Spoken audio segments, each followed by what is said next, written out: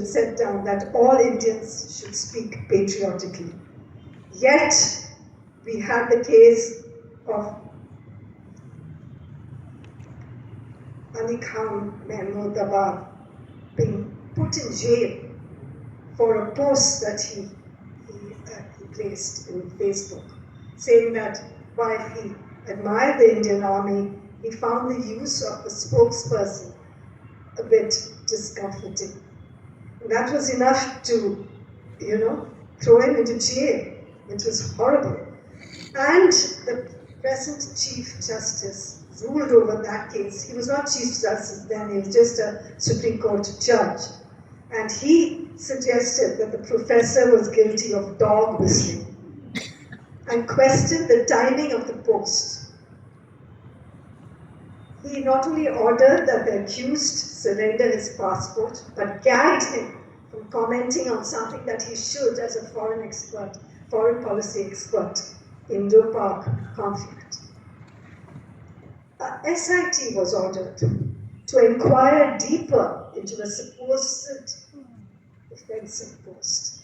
So this man was really, seen as an enemy of the state. The verdict went against settled law that the judiciary does not have the power to silence anybody, only the power to decide on the constitutionality of the government's attempt to silence it. So there is a difference. And that was, the person who pronounced that verdict is now our Chief Justice today. So I would urge you to, follow his verdicts carefully. In fact, recently he came up with a suggestion, not suggestion, he asked the government to regulate user content, to protect the rights of online abuse. This in itself is unobjectionable. But what is objectionable are regulatory bodies that use this to strengthen the government's control over citizens' rights. And I'm sure the government will be only too happy to follow what Surya Khan has told, Justice Surya Khan has told them to do. And I'm also sure that the regulatory bodies will also follow the government's lead on this matter. So where do we start? Perhaps by making governments understand that an edifice built on silencing speech will collapse one day and take their leaders with them.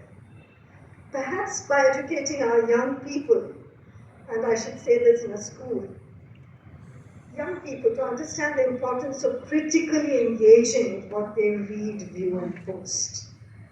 Perhaps by making the mainstream media realize that the charade they enact every day and every night can only take them so far. And soon the viewers, readers, and the likes they depend on for their advertising pipeline may seriously decline. Also, perhaps by supporting small independent news portals like The Wire, which I am from, or Scroll, or so many others, which are really struggling to survive, which are perpetually strapped for cash. So it's something that exists, and institutions that exist that are working in some way to help our guarantees succeed, need support. And also perhaps through conversations like this. I'm so glad that MANTHAN has carried on for 20 years against many odds. I know it's tough for people to come from long distances, given the state of traffic, given the state of distances in cities. But you have kept it going for so many years, and for that, it's special salam. I have no idea. Thank you for your patience, and I look forward to any comments. For giving us this very interesting talk, laying out the issues, as it were, on first the history of freedom of speech, the colonial restriction, now where we are today. And yes, I think it is very important to mention what was said by the Chief Justice yesterday, and what we may be up against. I'm sure there'll be a lot of questions. Yeah. Electrical one, which I'm sure everyone has, for which there is no answer, I'm sure. So I just want to thank you and tell you how much we admire you and the people that you work for, the people that you represent. We admire your courage, and I really think, like you said, we ought to do a lot more. On my behalf, I now and then I keep, donating whatever, but I understood that it's not enough. We should do it on a more regular basis. There's this morning I got an alert from Netflix, an auto pay alert. And it got me thinking, I'm paying 650 rupees. And I thought back, how much did I use of Netflix? I hadn't even watched a single film for a month. And I was thinking, every day I listen to some interview or the other on my walk from the wire. Every day at least read one article. So I thought I'm going to subscribe to this on a monthly basis, not, just an erratic. So that is something that I want all of our fellow Manthanites also to think about. So there's no question there. Thank you. Organizing channel today would be prohibitive for anyone who has no other agenda. So what you see on television news channels are proliferating, but they're all there for their own purposes. So have a look at all the TV news that you see on, just scroll down and you'll see all kinds of strange, entities, owning these kind of channels. And that is because it's very expensive. Television means that you need support of various kinds to keep running on a day-to-day process. Digital, on the other hand, does not have too many, infrastructures of the kind that television requires. And therefore, much of the independent journalism that is happening today has actually shifted to digital news. When you say that Scroll, for instance, is doing independent news, it's because they have relatively less investments in the project. The business model of newspapers and television sometimes makes it impossible to sustain itself. And that's where the government actually can get its foot in the door. It has always done so in all governments from the days of post-independence onwards. But today it is even more aggressive in the way it is using its advertising. Earlier, there would be a sense of fair play that you may have your favorites, but everyone is entitled to a little bit of government money to keep going. Here, it is not the case. Now, it's targeted patronage that we are seeing in some of the bigger organizations and entities. And if one looks at the United States and India, the First Amendment in the US, and even today under President Trump, the type of parody which late night shows, etc., they go after the leading political figures. And of course, they are being bullied, etc., but they are still able to come back. So, at what point did India, as a democracy with such a fine constitution, its sort of fine leadership, political and bureaucratic, which was there, at what point did we not manage to make it very clear that something like a First Amendment is an inviolate right and it should remain? Why is it still open to so much of interpretations, and why are courts so pussyfooting this very fundamental right, ma'am? Any thoughts on that? Thank you. Yes, I think, because I think that was the first instance where, control of the press. Those days it was only the press, because already television and radio was in the kitty of Mrs. Gandhi. The point is that she actually ensured that she could silence the media in many ways. And what is interesting, if you compare the journalists of that day with the journalists today, you will find that people in those days tried to fight back. And at least, at the very least, they did not keel over like what is happening today. They did not invest themselves in the media of today, in the Modi project or whatever. So there was a little bit of independence in spite of so much repression. Because there too, jail terms, we've heard of Kuldeep Nair and others. The midnight knock became famous in that period. So, but journalists of the day were a little better. I was a young, when I joined the Times of India, it was my first experience.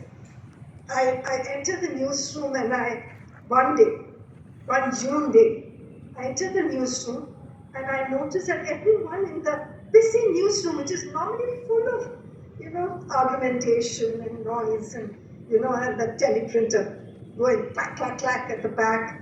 On that, there was silence. The teleprompter was there, but it was spewing out news of how Mrs. Gandhi has imposed an emergency. And none of us even knew what an emergency was at that point. And I remember Kushwant Singh, the Times of India had the Editorial Weekly on the 3rd floor, and we were on the 2nd floor, the Times of India newsroom, and Navbharat Times and others.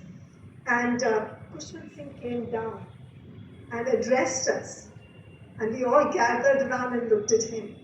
And he said, I have decided that I will not bring out the magazine for 2 issues at least. This is awful what has happened. I mean, he went on in his fine baritone. He attacked the emergency and all the rest of it. Within a fortnight, he had keeled over. The magazine came out, and one of his cover stories sooner or later was on Sanjay Gandhi and his Maruti. And also he did an interview with Sanjay Gandhi, which he put on the cover. So you could see that, let's say the benefits of keeling over was definitely there. And even people who felt that they had a strong backbone and a mind to go with it, succumbed a lot. There were some others who tried to fight back more. B.G. Valdez was one person. But Arun Shourie came a little later. Arun Shourie came, he was not there, quite there at that point. But yeah, Arun Shourie later did some good reporting. That's because he also got a lot of support from various entities. And Goenka is a very interesting person because he had his politics and he was definitely much, Goenka is a steady figure right from independence onwards, And the National Media Commission that was set up in the 50s, he actually fought against it because he felt that they were trying to control the press. And he had a lot of skin in the game, in the sense that he was the biggest publisher at that time. And he fought back quite hard and faced a little bit of repression during the emergency, in fact, quite a bit. So, but he actually he allowed Arun Shourie to, come in and take on the Congress government's various places. And Antule and that whole investigation was part of that. It was under a time when, there was a fight back against the emergency. But again, driven by politics of some kind or the other. But again, that's part of the course, yeah. On your profile that you were the current ombudsman at the Wire. So from that experience, could you give one example of something good that you experienced as in your role, and something on the other side, something that you wish not to say, without getting specific? Yeah, you know that the Wire, for putting out a story that was later seen as false, and it was true that it didn't stand. up to the standards of probity. So not because it was intentionally done, it was because the editors did not understand the nature of digital media, digital advertising. So that was a tough time because you had big entities like Meta is owned by Facebook, and so it seemed as if the Wire project could be blown away because the projects of this kind really depend on the credibility of what you put out. So what you put out is seen to have failed that test, then it is difficult. And I had to speak out, and sometimes there have been instances of certain individuals in the organization being accused of sexual harassment. So those were also very difficult things to handle, because they're colleagues and so on. And so, I mean, basically, it's tough to be in that kind of a position of having to judge and so on. And not that I claim to have done the job well, but whatever it is, one tries, So, having said that, in terms of the good part of it, I think there are moments. I think the Pegasus story was very important because it showed you the extent of surveillance. All the people, many of the people in the government's list, Pegasus list, were journalists. So there was a interest in controlling what their sources. You see, for the journalists, if you get to their sources, you finish off journalism. Because if sources dry out of fear or whatever, it means that journalism is dead in the water.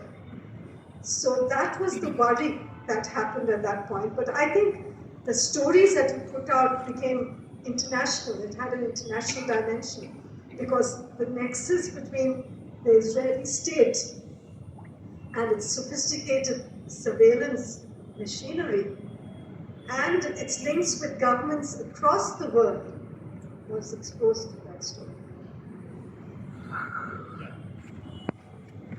All comrades at some level, and unless that bond, because that is your information, that is your font of information and knowledge and research, and if you muddy that pond, then you have muddied the sources of information.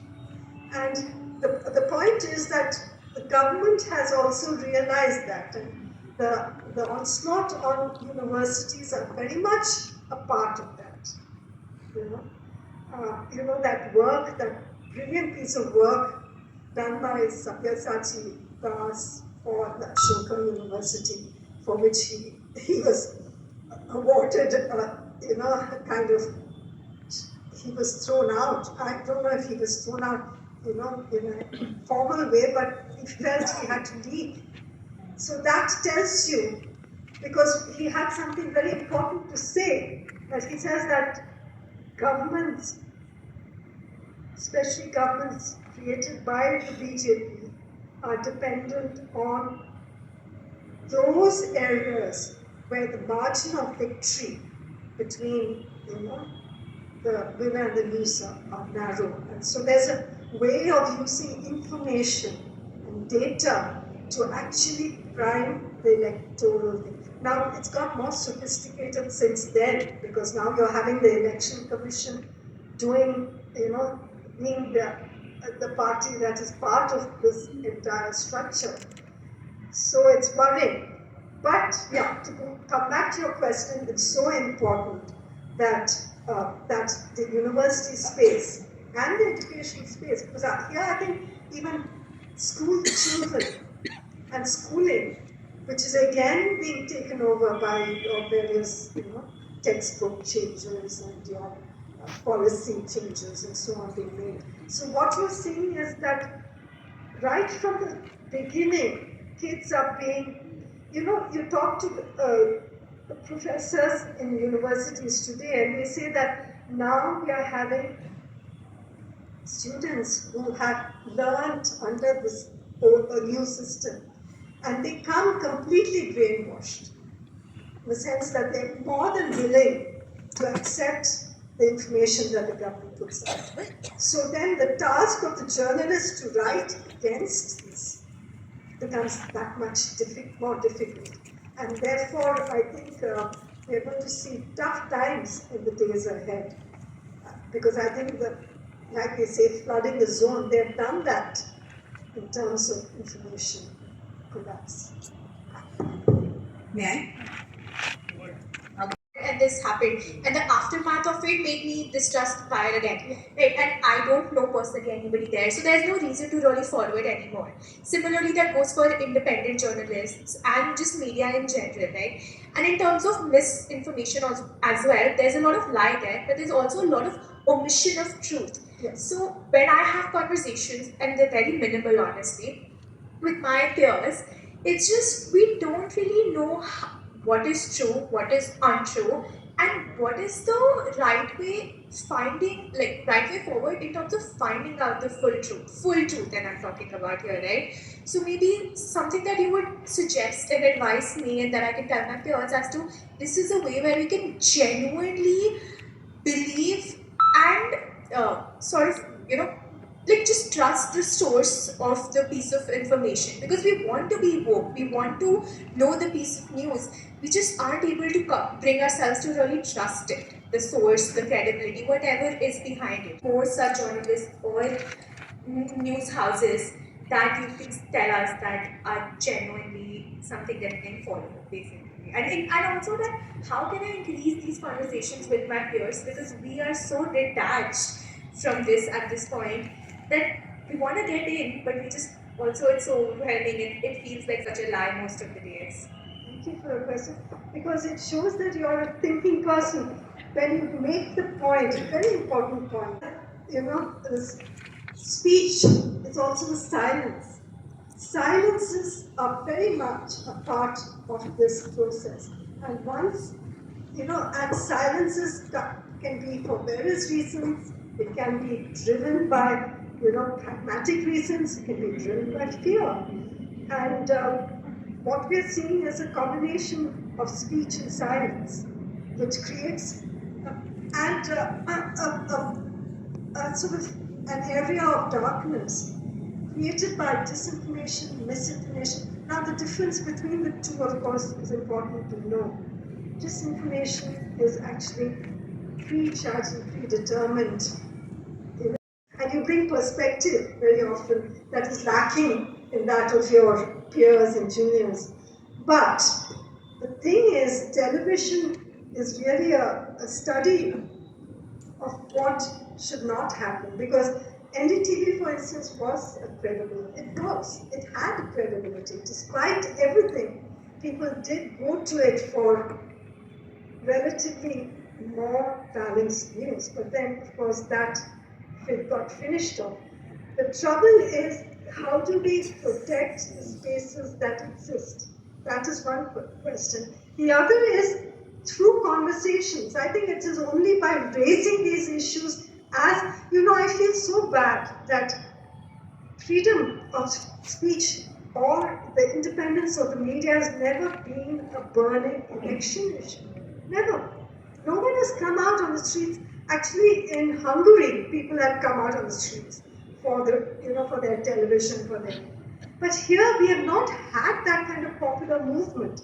To some extent, during the hijab controversy, we had groups like Hate Speech Vera that came out, which is a very good initiative. There were people who wanted to push back against the flood of communal reporting.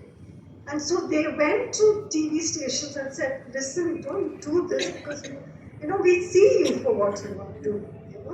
And that kind of personal engagement, I understand completely that these are structures that ordinary people can't really reach. But the point is, even lateral entries are very important. The ordinary person on the street has a power, which we see that the present government has been able to weaponize. The third person, the intermediary, who objects to love jihad. Where does he come from? He or she come from? Comes from ordinary people. But that is the lateral entry. And what we should have is a lateral entry of sense, rationality, of the demand for a more equal kind of journalism. And that is not there. And that is what we need. We need people on the streets to say we find this very important. It is important. It doesn't seem important, but it is crucial. And like Usha and others said, I mean, the shades are so faded. It touches entire populations from the level of a school to, JR burning books. That burning books was very important. There was a huge movement to burn all the literature that went against the notion of a Nazi bird. And that's the thing, destroying knowledge of various kinds was actually the basis on which the Adolf Hitler could really, culturally build himself. So that's happening, and you see that in the MAGA movement in the US today. They are fueled by Christian fundamentalists who believe in creation theory and so. I mean, who don't believe in. They believe that God created the world according to intelligent design. These are the kind of concepts that are put out, and therefore it is very difficult. I think it is very important. I mean, I'm thinking as I'm speaking, I think it's important to understand the concepts being put out by people who are trying to suppress citizens' rights. They put out certain concepts, and it's important to actually dismantle those concepts. And so vote chori is interesting. Vote chori is very important. But the people of Bihar didn't think so, it seems. And why? We don't know whether results in Bihar went according to the book. But it seems that the vote chori as a concept did not, capture the imagination of the people. Perhaps because people in Bihar understood that vote chori was there in all systems. Everyone remembered how vote chori happened in the pre-digital era, pre-EVM era. So perhaps it didn't. But I think it is important to engage with people on that. And sometimes elections are not the right place to engage with people, because elections need, formulaic kind of slogans and so on that will capture. So here you needed to explain how your vote is so important and how it can determine whether you and your future family can exist in this country as Indian citizens. We know that citizenship and voting are interlinked, and what you see in Assam is the separation of the two. And so this is a very dangerous thing that is happening, but people don't understand. And then they will see that they can't vote, and then they'll see that they are no longer citizens. So it's a very dangerous thing, and it's a very important issue, but unfortunately it didn't capture the imagination sufficiently. You didn't talk about WhatsApp and Facebook first. The sort of arguments that are put forward in WhatsApp and Facebook are very important. Some the government tries to control, some don't. You might get one kind of information and you don't get another kind of information, but it's still very important because you can't action. It comes in and goes on. The other thing in this information bias that is taking place, what is equally important, you touched upon it, but you build it further, with an extremely diversified country. This vote chori, and that it didn't get explained there and is now getting explained, is part of this diversity. And while your lecture is brilliant and it makes us think further, I just thought I'd bring up these two issues also, and sometime we can discuss. Yeah. So, Geeta, just remind me of your first question. Yeah, so Facebook and WhatsApp are creatures of digital media. Now, what happened during digital media was that people had the unique ability to self-communicate. And people have theorized on self-communication. Earlier, it was messages came to you. Now you could put your messages out to the world. And that was a transformative moment. But it was also a fraught moment because it allowed information to flood the place without sufficient checks and balances that the legacy media brought through their investment in things like the sub-editor's desk and so on. There was this attempt to at least fact check and put information through the filter of, rationality and so on. Sorry. Radio waves, they were auctioned. Yeah. And that's how you evolve. But Geo to exist, they also have to get all other people, otherwise they can't exist anymore. So it's a very transformative situation. That's and one works against the other. That's right. There's some radio. And therefore they controlled also what could be put out. So entertainment was fine. You can have your jokes, you can have your songs, you can have everything. But you can't have news. You can't do stuff that could, upset the balance of the control of information. Impacts on people. It is a proliferation of a certain kind of speech. So there are norms that guide speech that need to be understood. And you have talked about cooperation in society, consensus in society. These are important ideas that we need to keep in mind. And freedom of speech always has its boundaries. It cannot be without boundaries, for the very reason that it is a very potent source of conflict, as you have rightly pointed out. So how do we understand this? I think this is understanding the balance, and that is where your credibility of information is very important. And also, who is speaking? Whose speech?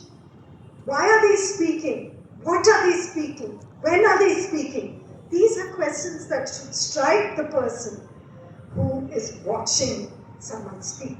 So as you watched me and rightly critiqued me on not setting boundaries, you have already done half the job for me. You have already questioned the premise or the seeming premise. I agree with you there that free speech cannot be unbound. Part of my life. I struggled for 5 years, then I came out with a solution. When I'm giving financial planning before here, the reason is the risk is increasing for the common man for the living. So I am trying to protect myself from section 66A. So I have come out with an idea. I will quote from the Rig Veda. In the Rig Veda, everything was foretold that if you play this dirty game, you will lose your kingdom, your wife will hate you, your mother-in-law will hate you, nobody will have pity. But it is also given, if the king is talking more about himself, in Atharvaveda it is given, people should understand it's a sign of a danger to the economy. And insecurity. Yeah. So why can't people like Manthanites engage with one-to-one person with the use of gamification? Thank you. So I'm sorry I can't answer that question. Thank you. Any more questions? Thank you very much, madam, for being here with us today. Umar, can you come just to the director? Yeah.